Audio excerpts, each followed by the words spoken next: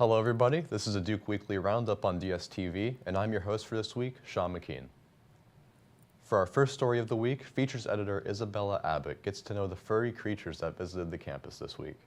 Allegheny Goatscape, a nonprofit organization that reduces invasive vegetation in public spaces with farm animals, made its second ever trip to Duquesne.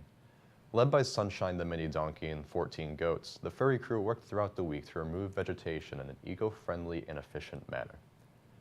Allegheny Goatscape has many volunteer opportunities for anyone interested in environmental improvement or hanging with goats.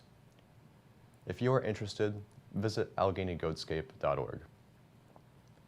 For our next story of the week, news editor Megan Schroeder and staff writer Samantha Hawk look into the newest sport craze that has found its way to Duquesne, pickleball.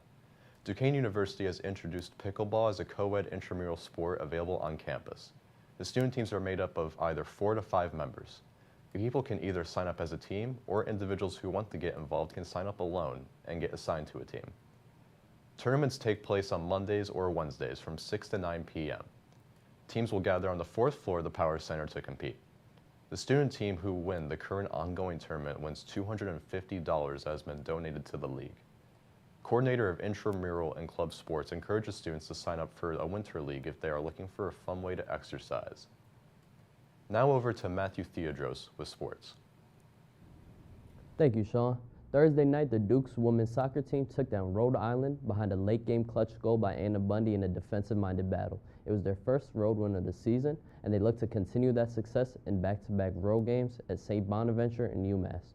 The Duquesne University volleyball team will begin their Atlantic 10 conference play this weekend at Fordham after their best start in 5 years. Following their 1-0 loss against Xavier on Wednesday afternoon, the men's soccer team seeks to avenge their heartbreaking A-10 championship loss Saturday against Loyola Chicago. This is a game players and coaches have had circled for months and a key matchup this season. Finally, the 2023-2024 Duquesne women's basketball team schedule has been released with key matchups against Pitt and Bowling Green. The Dukes look to improve from their last year record of 8-8 and make a run at March Madness. Now back to you, Sean. Thank you, Matt. For our last story, staff writer Hannah Peters reported that, despite the weather, the Black Student Union kicked off their first major event of the year with a 90s cookout on Sunday.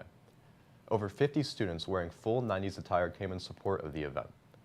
The BSU also announced a fashion week that lasted from Tuesday to Friday in a In Spirit Week-like fashion each day, featured a different theme to inspire student outfits, reported Peters. When coming up with the different themes, Vice President of Marketing and Communications Madison Pollard said how they thought of something fun and creative that each student could express themselves with. Thank you for tuning into the weekly roundup on DSTV, and see you next week.